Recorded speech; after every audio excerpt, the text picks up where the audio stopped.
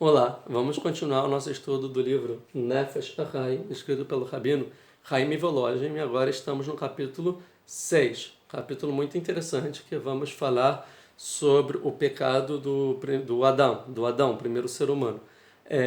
Esse capítulo é grande, então a gente vai dividir em dois vídeos.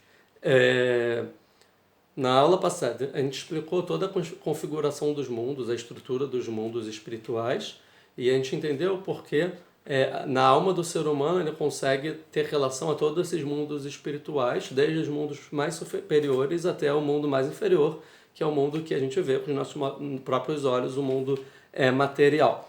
Agora, nesse capítulo 6, ele vai começar a falar o seguinte, vai fazer uma relação que, da mesma forma que existe a alma e o corpo, e a gente viu no capítulo passado que é a alma que dá vida e movimento ao corpo, certo? Assim ele fala que a relação é do homem para o mundo. O homem é a alma do mundo, ou seja, é o homem que dá vida e movimento para o mundo. Então o mundo inteiro só tem vida por causa do homem. Então é como se fosse que o homem é a alma do mundo. Tá? Muito bonito, vamos continuar. Ele vai falar agora que o ser humano foi a última criatura a ser criada na criação do mundo. Nos 6 dias da criação, a última criatura que Deus cria é o ser humano. Por que por último? Por que deixou o ser humano por último? Porque não criou primeiro ou criou no meio?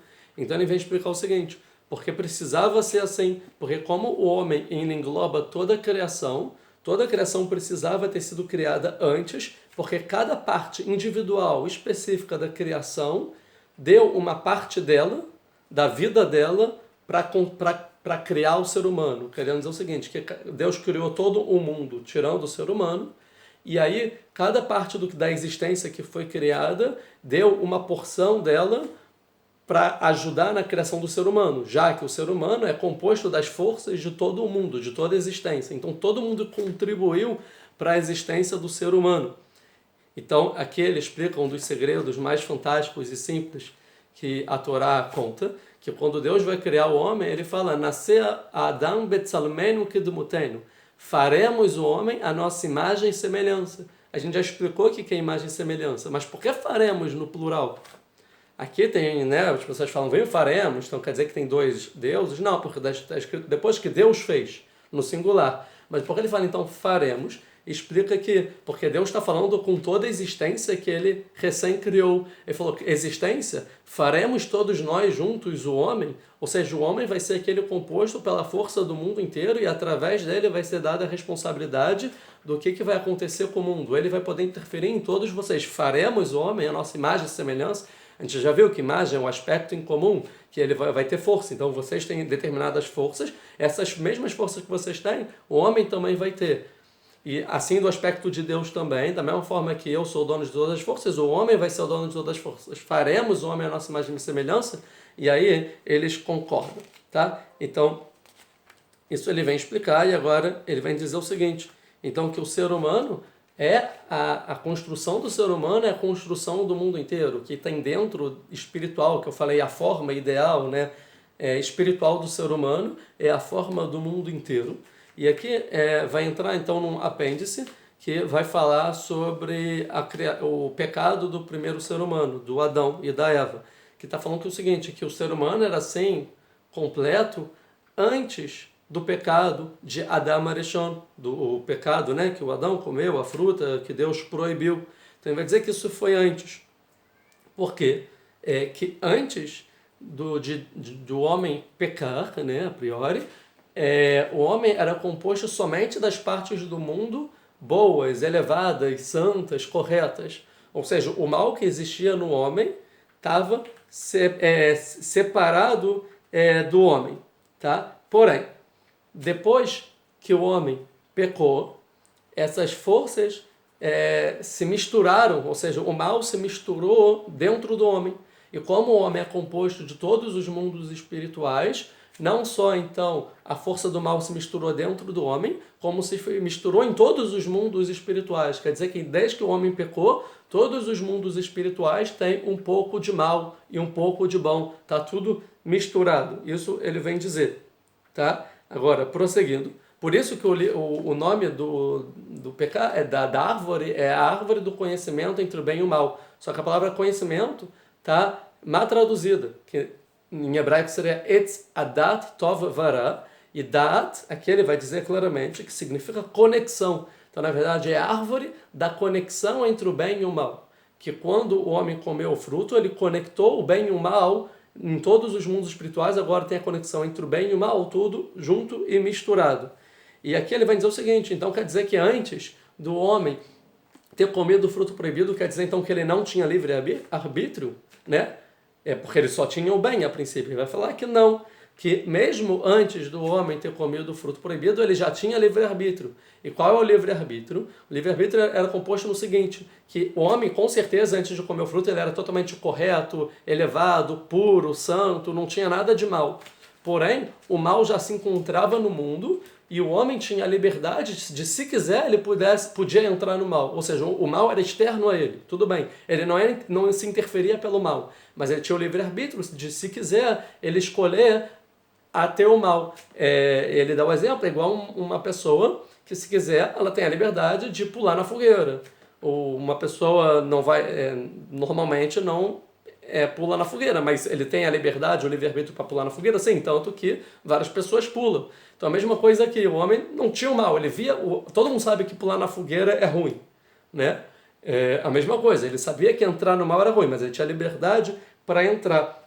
Então, assim ele fala, então, que o homem então era correto, e depois que então ele pulou nessa fogueira, ou seja, ele se juntou com o mal, o mal entrou nele. Ou seja, antigamente o mal era externo, ele não tinha uma inclinação interna de dizer faz isso que é errado, não. Tanto que Deus precisa mandar a cobra, que é algo externo ao Adão e Eva, né? Externo ao ser humano, para poder inclinar eles ao mal, porque essa inclinação vinha de fora. Diferente, ele vai dizer aqui, de hoje em dia, que vem de dentro. Que hoje em dia a inclinação vem de dentro da gente, a gente não sabe se o que está falando é bem ou mal, e a gente acha que é a gente próprio falando, e não entende que esse é o mal que está falando dentro da gente. Antes do pecado não era assim, depois passou a ser da forma que é hoje, que a gente não sabe o que é bom e mal dentro, está tudo conectado, que é a árvore da conexão entre o bem e o mal.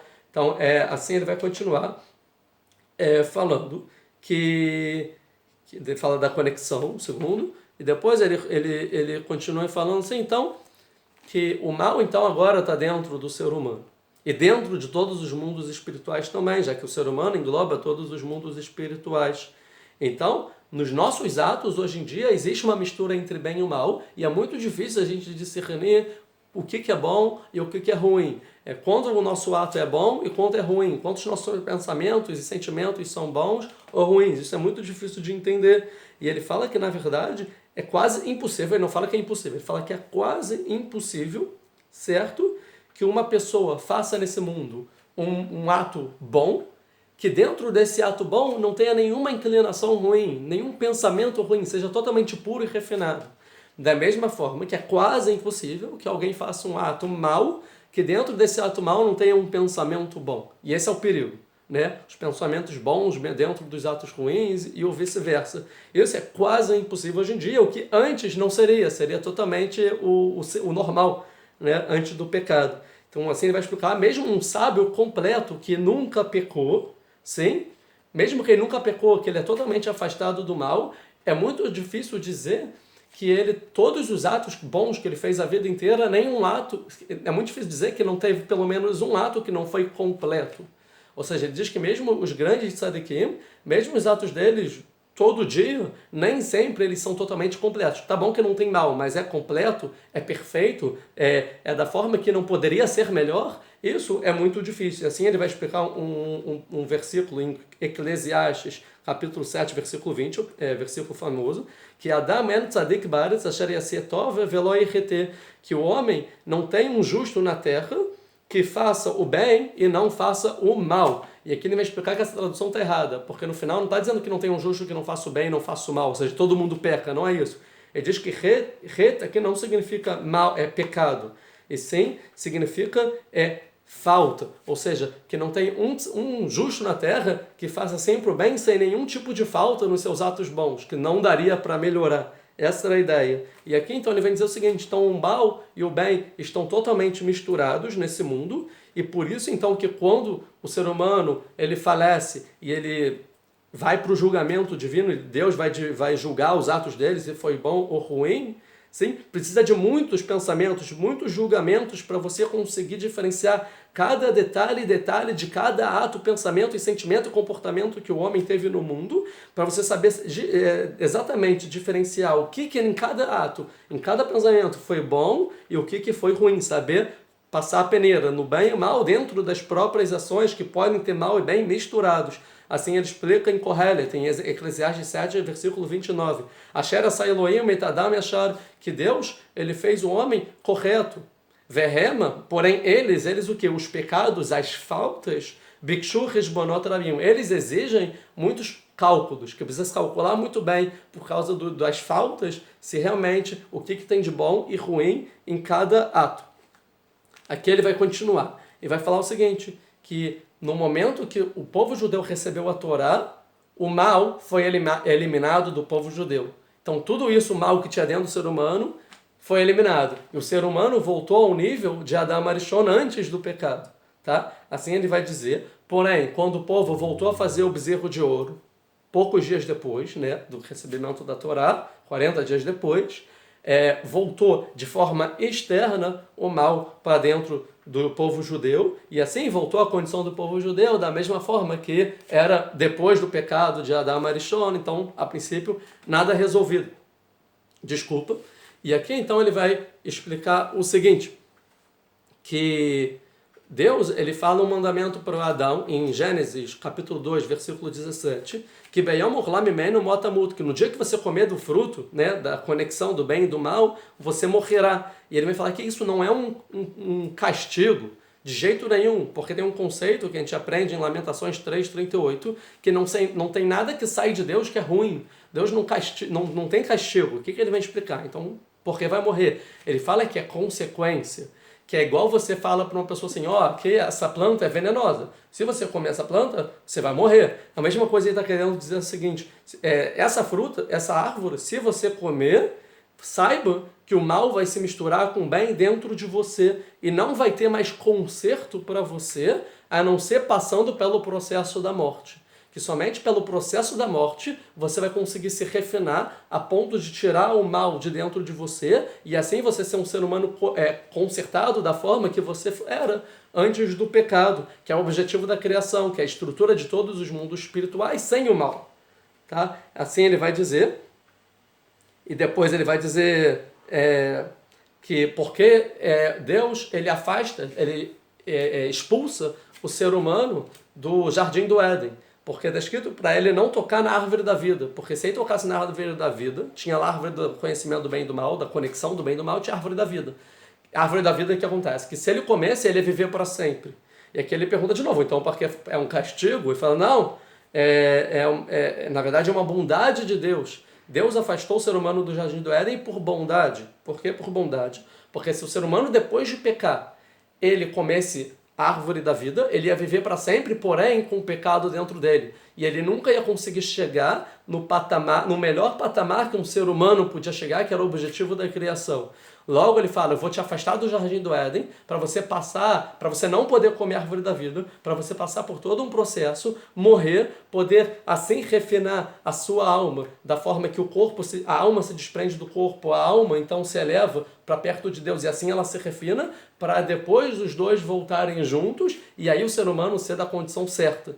Então foi uma bondade de Deus e não um castigo ter afastado o ser humano do jardim do Éden. Assim ele continua e um segundo, e aqui ele vem explicar então, por isso que tem um dito na Torá oral, que fala que tiveram 4 pessoas no mundo que morreram e nunca pecaram, e ele vai explicar, esse é o motivo, porque é bom para a pessoa morrer, porque é bom para a pessoa morrer, para poder consertar, tirar o mal de dentro dela. E assim, só terminando então essa primeira parte do 6º capítulo, sei que ficou longo, mas é um assunto extremamente interessante e complexo também. Está escrito que no final, Bilá Mavet Lanetzer, em Isaías 25:8, que Deus vai exterminar, vamos dizer, o mal, a morte para sempre. Ou seja, que no final dos tempos, que o mundo vai estar consertado, o mal realmente vai ser exterminado do mundo, como está escrito em Zacarias 13:2, Vetrua Hatumam Evir Minaretz, que o espírito da impureza eu vou tirar da terra. O mal vai sair totalmente da terra, porque o homem vai estar em sua condição antes do pecado, completo, e embora a liberdade de fazer o mal vai existir, mas vai existir de forma externa, e o homem vai ser totalmente íntegro nos seus pensamentos, nos sentimentos, comportamentos e nos seus atos. Sim? E a ideia aqui é que na época de Mashiach, a época messiânica, o homem vai entender muito bem tão bem o que é o bem e o mal, que ele vai saber então ter cautela do mal e vai escolher de forma natural somente o bem. Muito obrigado. Não deixem de dar uma curtida que ajuda muito, comentar, compartilhem com os amigos, perguntem também. Essa aula está cheia aqui de assuntos muito elevados, vamos dizer assim, e profundos. E muito obrigado. Conto com vocês.